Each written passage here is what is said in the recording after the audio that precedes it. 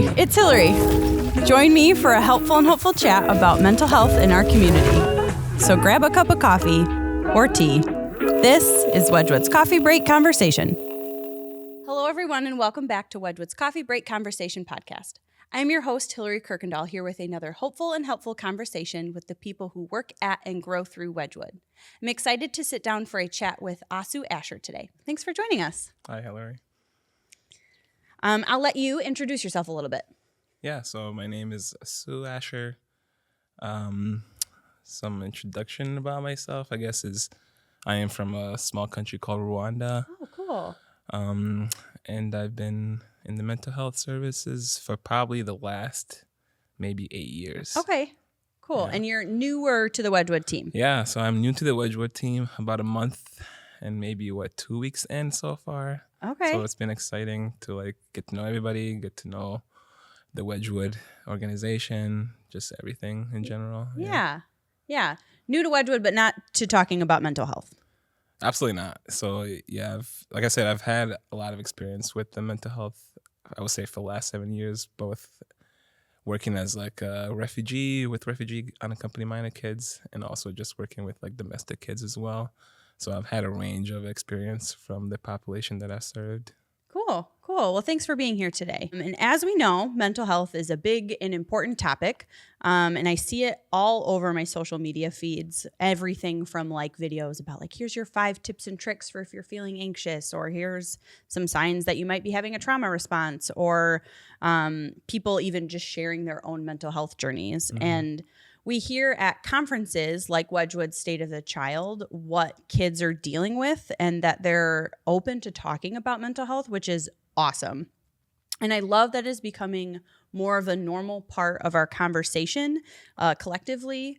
But sometimes the tips and the tricks and confiding in your friends and kind of following what we see online isn't enough to really take care of our mental health. So when that happens, we should call in professionals like we do when anything doesn't work the way we think. We should call in a professional. And it seems like people are going to counseling and seeing a therapist. That's becoming more common, which, at Wedgwood, we love to see. Yeah. But there might still be some stigmas around it.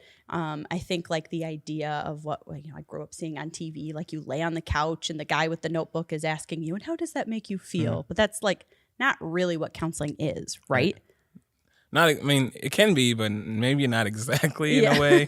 Maybe the layout can be that way, you want a place that's comfortable for clients to sit in and be able to share what they have going on. So I can understand people viewing that layout to be that. But as far as the work in itself, I feel like it's a little bit different. Maybe there's a lot of self-driven stuff that the client has to experience, wanting to change, wanting to go through all those uncomfortable stages.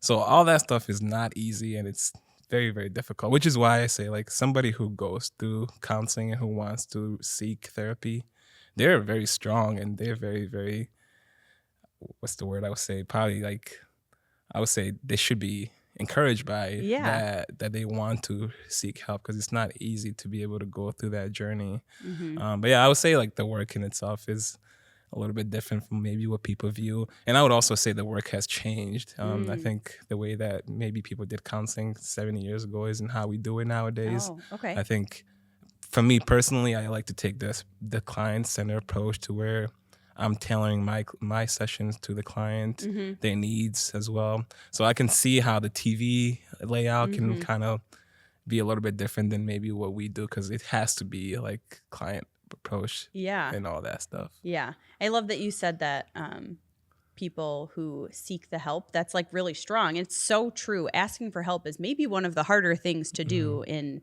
any aspect of your life, but to admit that you are struggling, you need someone to help you is really a powerful thing, I think. Yeah. And probably willing to go, willing to go through that journey, because you're tapping into stuff that's very uncomfortable, stuff that makes you very vulnerable, so it takes a lot. Yeah. So how is talking to a therapist different than just talking to a trusted friend or mentor or a pastor? Yeah, obviously the first thing is the experience. They have the knowledge, they have the education. So it's kind of like talking to your friend or talking to a doctor.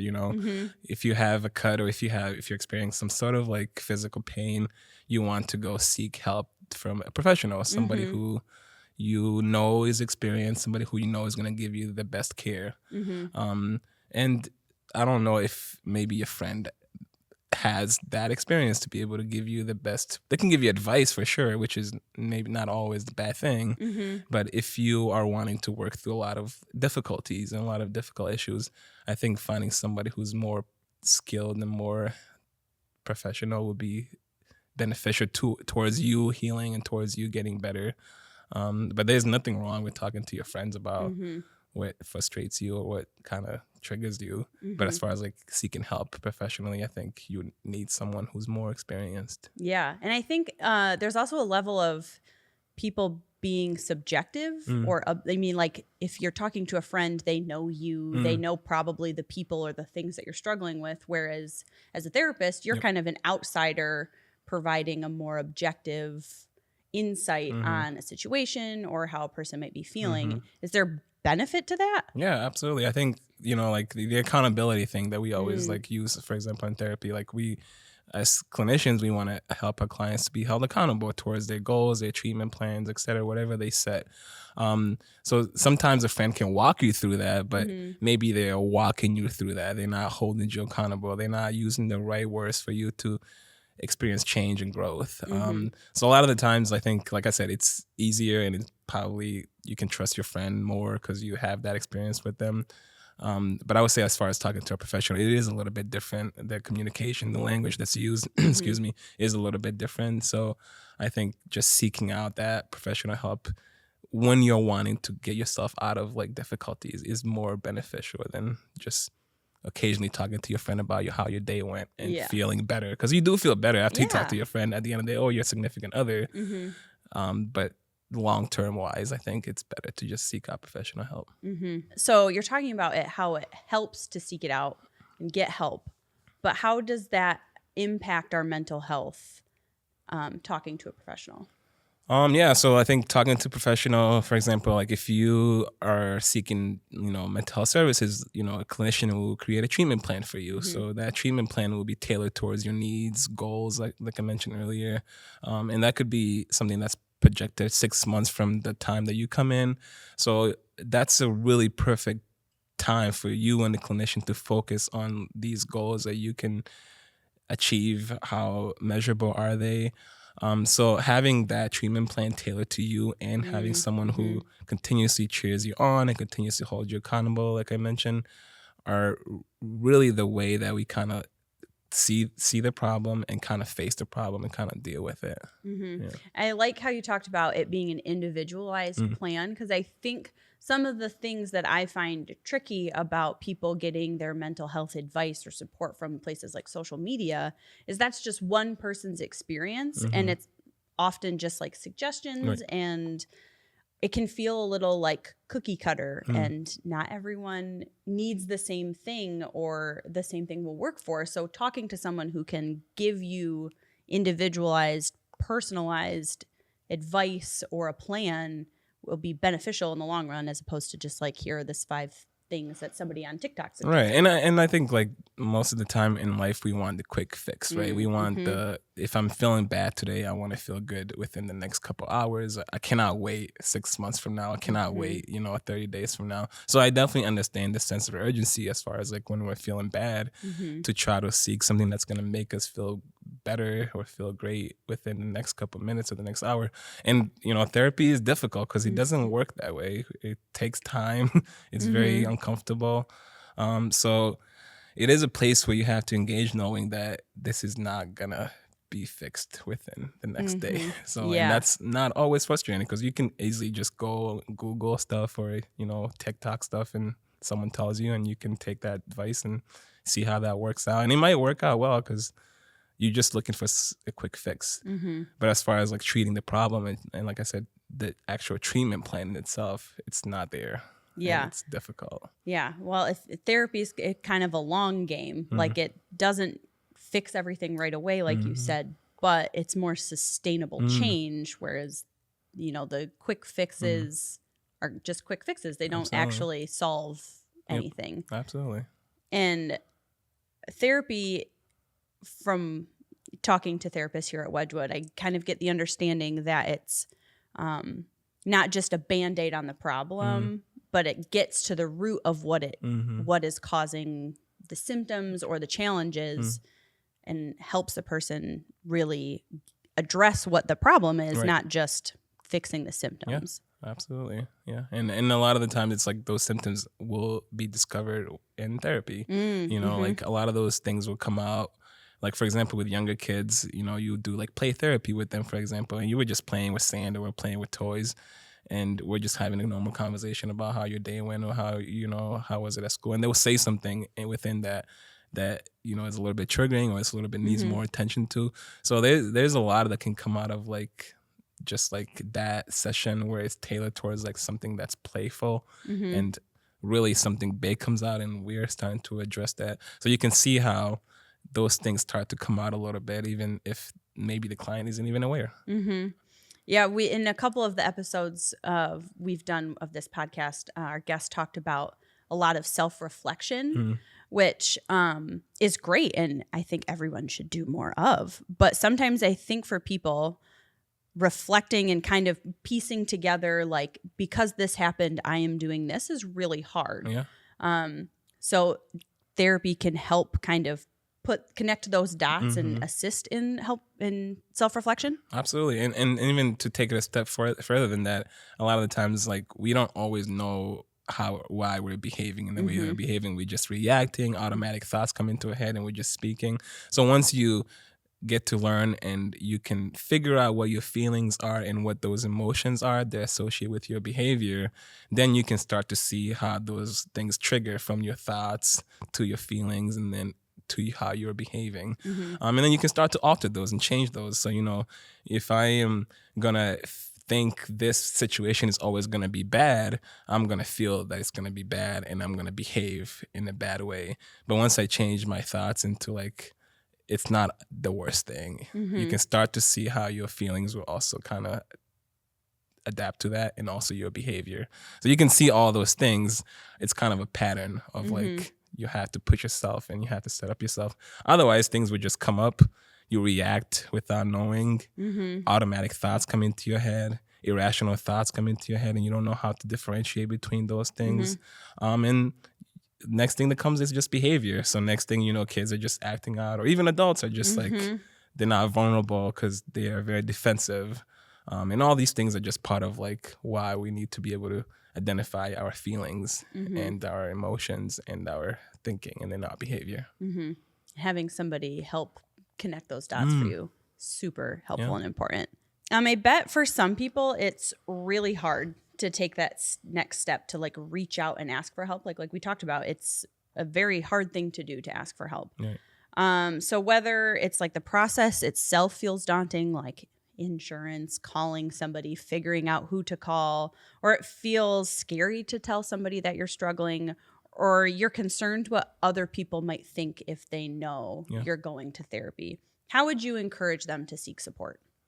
Yeah, like I said, it's difficult because right away you're placed in a position where you have to talk or discuss something that has been hurtful towards you, or you don't know how to discuss that, or it's just very, very vulnerable. So getting yourself out of that mindset and getting yourself out of that rhythm and that routine is something that takes work. And the work in itself first is to be able to want to get better. So you have to ask yourself, do I want to continue to see myself in the space that I'm in, or do I want to better myself, or do I want to come out of it? And then I think once you have established that you yourself, you want to push yourself out of it, or you want to get better, then I think it becomes a little bit easier. It doesn't become easier. It becomes a little easier to talk to someone, to kind of tell them a little bit about what's going on. And the next step, which is difficult, is finding someone who you trust. Building that rapport with a therapist is difficult. People are just different. People, even us clinicians, we're very different. We're not all the same. We don't always do things the same way, so we're all different. So finding someone who you can trust, who you can build that rapport with, is definitely the next step into you feeling comfortable and feeling not vulnerable to be able to talk to someone. So I would say those are the first 2 steps, figuring out if you want to get yourself out of it and finding someone who you can trust to talk to about those. And when you say get yourself out of it, does it necessarily need to be like a crisis, or can it just be if you are in a certain place in your life and you want to be somewhere different? Yeah, and it doesn't, and not all mental health has to be like, I am, for lack of a better word, I am having crazy moments, or I'm having like moments that I can't figure out. It could simply be that you are wanting to move out of your mom's house and you come to therapy, and we're gonna work on what are the barriers, because to a client, their goal is to simply just move out of mom's house, right? But to a clinician, we're trying to identify the barriers, and that could be anxiety driven. I have anxiety about living on my own. So once we're able to identify those barriers and those challenges, then it becomes easier for the client to be able to get moved into their goal of like, even as simple as like, I'm trying to move out of my mom's house so I can get my own independency. So those are kind of like how I would say like how I would look at it from like that perspective of like, you're simply trying to achieve a goal, and I'm going to help you and figure out the barriers which you may not be able to see that you are kind of dealing with right now. I love that therapy is just someone helping you identify the barriers and determine a plan to overcome them. Absolutely. It's not scary. That sounds like very helpful. The scary part is just, not scary, that it's scary. It's just learning how to be able to communicate those feelings. That could be a little scary for most people because, like I said, either they don't know how, they never been taught how, they just kind of speak in reaction. And that takes kind of a lot. Yeah. And if you can't connect the dots on like, this thought is causing me to have this behavior, it can be tricky to get to that point where you can start but like we said, therapy is kind of a long game. So you work through that process together. Yeah. And it's up to, a lot of the times we'll talk about like the psychoeducation that we give to our clients, where we're really just teaching them what therapy is, things that they can do. And that's just mere education from a clinician's point of view to a client. And then once that education is crossed over, they learn different things. Then they really do therapy kind of not on their own, but they're kind of going through the process of like dealing with day to day without dealing with the big issue, because they know they have the tools, they have the coping skills to be able to deal with the situation once it comes up out in the community. So it becomes a little bit easier. So it doesn't always stay there. Like I mentioned, it's difficult. No, once you know how to communicate and know how to deal with your feelings, it becomes a lot easier. So we've well established that going to therapy is a good idea, and is helpful, but people's schedules are very full. And I can imagine that the idea of adding one more appointment or meeting can feel like a lot to ask of some people. Why is it important to prioritize taking care of your mental health and seeking professional support? Like I said in the beginning, I think it's, once you identify like these are the barriers and difficulties that are holding you back from, I don't know, maybe living this life or living a better life, then you can step into a phase where you kind of want to challenge those barriers and kind of want to deal with those barriers. And, I think the beginning part was like, there's a lot of like difficulties in people with their schedules and with life in general. And I would say like technology has advanced to where we have made it very flexible for you to seek services at home. You can do telehealth where you meet with a client virtually. Makes it easier for you not to maybe drive in if you are a little bit out the way. So I would say there are things out there that can help you if you like I said, if you really want to get out of that space, though, if you really want to challenge your life and say the life that I'm currently not living isn't the best and I can do better, or I want to do better, and you want to seek those services out, I think there are ways in which we can tailor the therapy session to match or to kind of help you and not hinder your mental health well-being. Yeah. In one of the earlier episodes of the podcast, we talked about self-care and how it's really doing something today that will help your future self. And I think thinking of therapy that way as, yeah, it's not like the thing I'd really want to do right now, but it is what I need. Yeah. And making it a priority. I always say, you make time for what you make time for. Absolutely. So, and we might be a little biased working at Wedgwood, but taking care of your mental health is pretty important, right? And I would encourage everyone. Yeah, and I like how you said doing something today for tomorrow, and that's really what it's about. Especially like for like a lot of the clients who have like who are going to substance, dealing with substance usage. Those distractions, right? If I distract myself for today, tomorrow my mind will pick up on those distractions and recognize that instead of me going to smoking or me going to the alcohol bottle, I can distract by playing the game. I can distract by going outside for a walk or even going to the gym. And your mind picks those up eventually, and you start to feel that urgency of smoking or drinking or whatever that could be kind of goes away in a way, because your routine has changed. What you're used to is a little bit different. You're challenging your brain to do things that's different. So yeah, it can be beneficial in that way too. So what are your top 3 reasons people should invest and prioritize their mental health? I think the key word is probably invest for sure.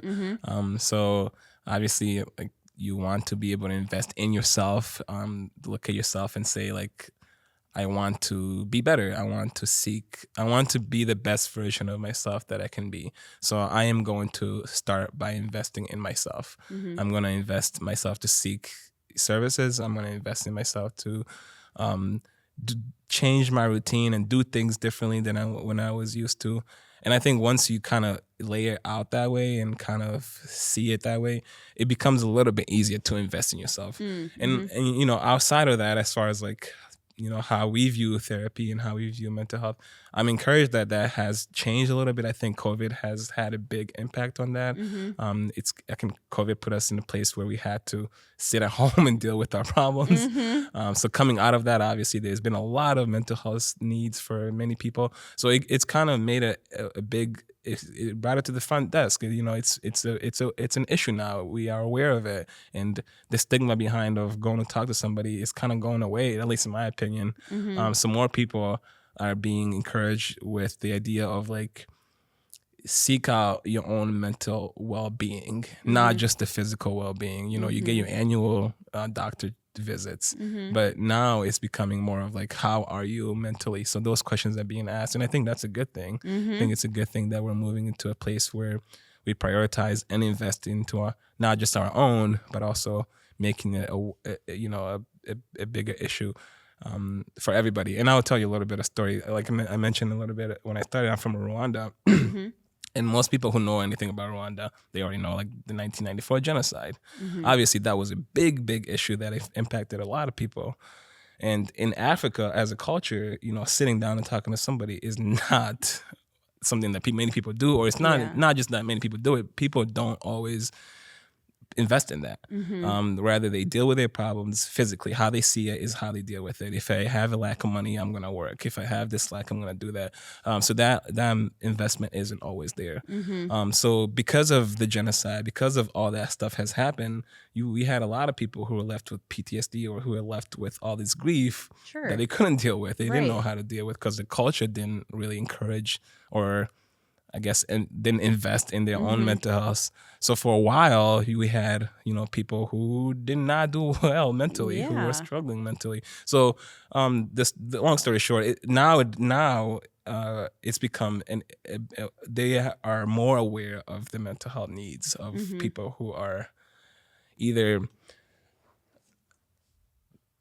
members of the community who have experienced death from those who have passed away from the genocide, or people who are just kind of wanting to deal with that. So it's like every October, for example, they will have an awareness month, right? So during this month, it's encouraged to be able to talk about what's happened. Reconciliation is a big thing. So all these little steps that they are taking and addressing, it's helping people to be able to talk about what's happened, not just talk about it in a bad way of like, this is something that happened to a country, but more address it and like, how did it impact me? How is it that people who I consider to be my neighbors turn around and killed my family, how do I engage in like walking life with them? How do I engage in investing in my own healing as well? So all that stuff to say is encouraging to me to be able to see people wanting and willing to invest in communities and also invest in themselves. So I think it's a great thing. Yeah. Oh, that's beautiful. Thank you for sharing that. And as you were talking about this process and kind of the new perspective that you're seeing in Rwanda, the thing that stuck out to me is not only is it helping the people who had those experiences in the 90s, but it's also setting a tone for the next generations of how to talk and deal with mental health. So it doesn't always have to be this way, you know, like, so each generation is going to get more comfortable talking about it and seeking support and, you know, hopefully getting healthier and better. And I love that. Yeah, absolutely. Yeah, I think that's right. Yeah. That's super cool. So thank you so much for chatting with me today. This has been a fabulous conversation, and counseling is so valuable, and I'm so glad we got to talk about it and dive a little deeper into why it's so important to prioritize our mental health and well-being. And I really appreciate you sharing your insight and encouragement. Absolutely. If you'd like additional support in investing in and prioritizing your mental and emotional well-being, Wedgwood is here to help, and our outpatient mental health services have openings. You can learn more by visiting our website or checking out the links in our episode description.